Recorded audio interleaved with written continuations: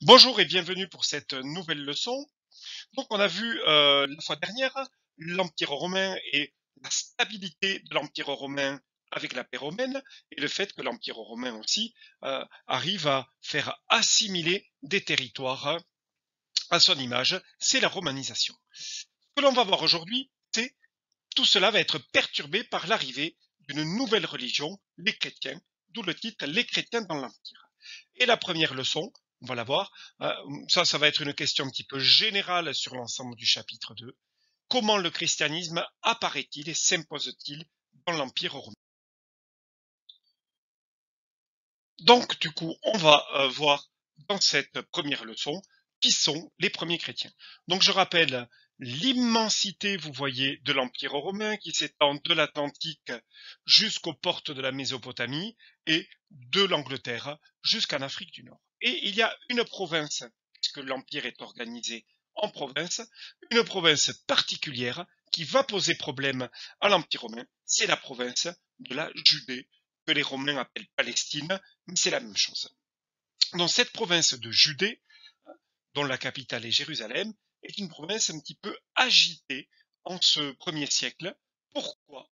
Eh bien, parce que ces juifs, les habitants de la Judée sont les juifs, refusent d'être romanisés, refusent de pratiquer le culte impérial par exemple, et ne veulent pas être assimilés au mode de vie romain.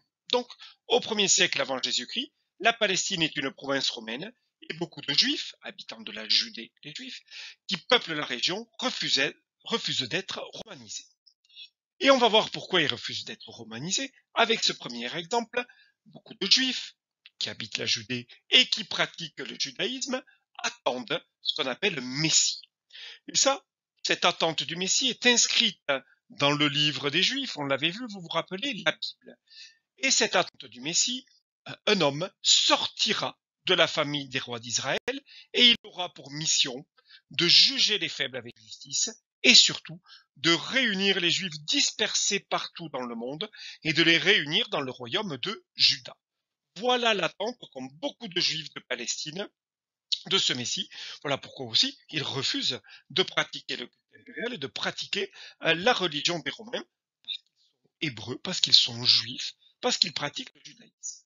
Donc, certains juifs annoncent qu'un Messie viendra délivrer leur peuple et restaurer le royaume perdu, celui d'Israël. Et c'est dans ce contexte qu'un juif, habitant de Judée, appelé Jésus, se fait connaître comme étant le Fils. Qui est donc ce Jésus?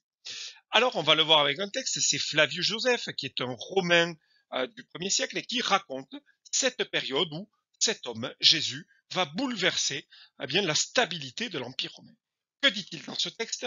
Il dit déjà que Jésus est un homme qui accomplissait des choses prodigieuses et surtout qu'il gagna beaucoup de monde parmi les Juifs. C'est-à-dire que beaucoup de Juifs, habitants de la Judée, mais aussi Juifs pratiquant le judaïsme, eh bien, vont suivre Jésus, écouter ses paroles, écouter sa manière de vivre et s'inspirer de lui. Donc Jésus est quelqu'un qui attire pas mal de monde en Judée autour de lui. Mais comme il dérange un petit peu à la fois les Juifs et les Romains, eh bien, il va être condamné à la croix. Donc voilà cette situation de Jésus qui est en train de bouleverser la stabilité de l'Empire romain. Donc le message que délivre Jésus aux habitants de la Palestine est très mal perçu par les Juifs, qui le considèrent comme un imposteur, on le verra, et par les Romains qui le présentent comme un agitateur. Il est donc condamné par les Romains et crucifié. Donc pour expliquer tout ça, pourquoi les Juifs voient-ils Jésus comme un imposteur? Il faut remettre un petit peu les choses dans l'ordre. Donc, on a dit que les habitants de la Judée sont des juifs, et parmi ces juifs, certains pratiquent le judaïsme, la religion des Hébreux, et lisent la Bible, et dans la Bible, on l'a vu, il y a un message, une prophétie qui dit un jour un Messie viendra et jugera ceux qui nous ont fait du mal. Eh bien, certains vont considérer que Jésus, qui fait des miracles et qui bouleverse un petit peu le quotidien de ces hommes, que Jésus est le Messie.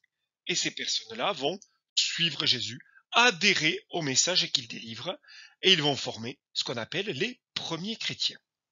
Mais d'autres juifs, ceux qui pratiquent le judaïsme ou habitants de la Judée. D'autres vont considérer que Jésus n'est pas le Messie, que c'est un menteur, un imposteur et que c'est pas lui que les Juifs attendent. Et ceux-là vont continuer à pratiquer le judaïsme, aller au temple, pratiquer le Shabbat, etc.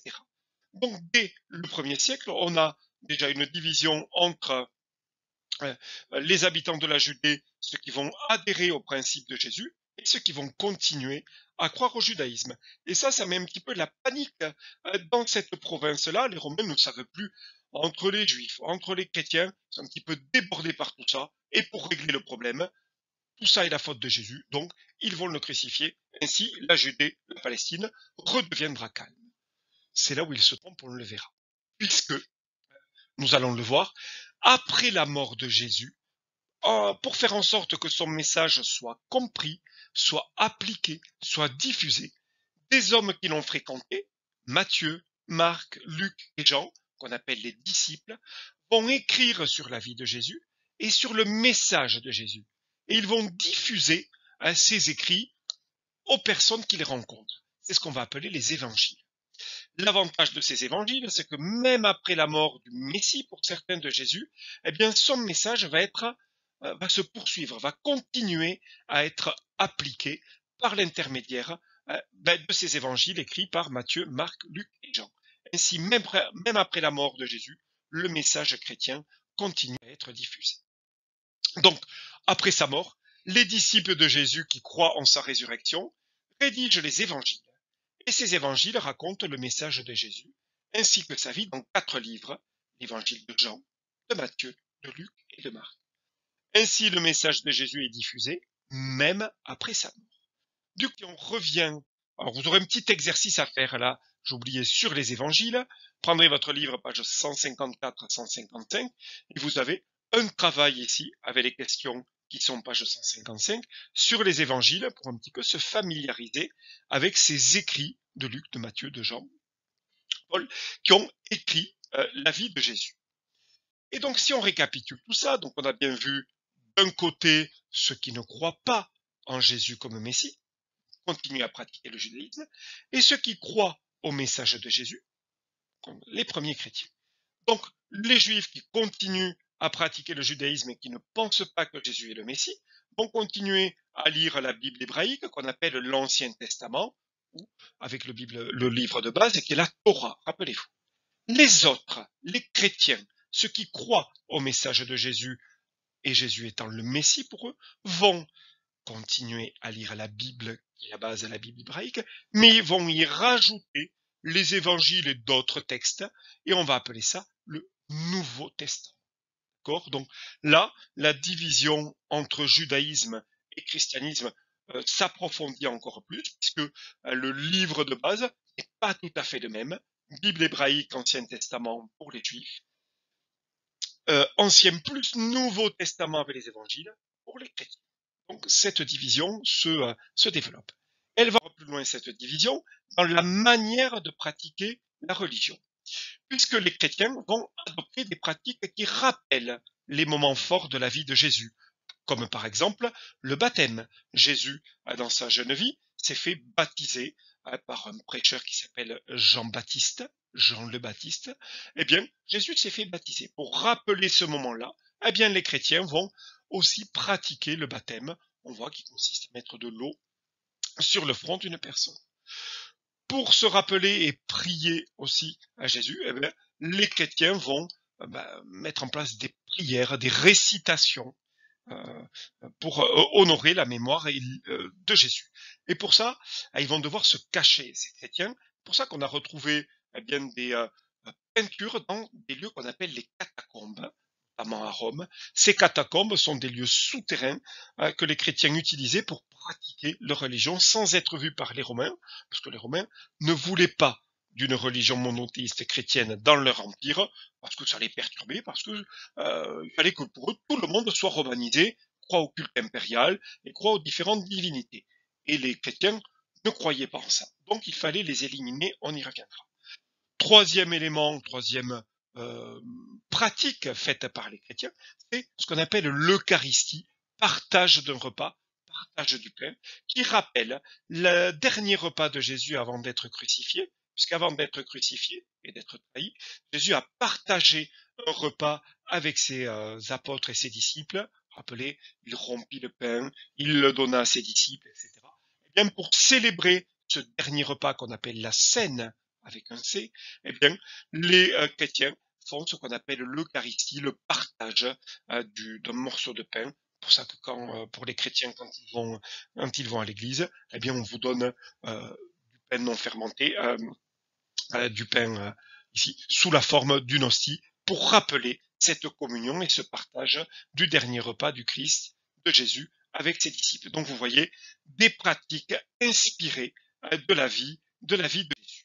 Donc, on va pouvoir noter, en conclusion, à partir du 1er siècle, le christianisme se différencie du judaïsme et la croyance s'organise autour de sacrements, le baptême, la communion et la prière du dimanche. Donc nous verrons dans les prochaines leçons comment les Romains, même si j'en ai dit un mot, vont-ils réagir face à la diffusion foudroyante du christianisme. Est-ce qu'ils vont l'accepter? Est-ce qu'ils vont la contester? Et s'ils la contestent, comment vont-ils s'y prendre pour essayer d'enrayer la diffusion de cette religion qui perturbe un petit peu la stabilité de l'Empire romain? Donc on verra ça dans les prochaines leçons. N'oubliez pas de faire les exercices et je vous dis à une prochaine fois.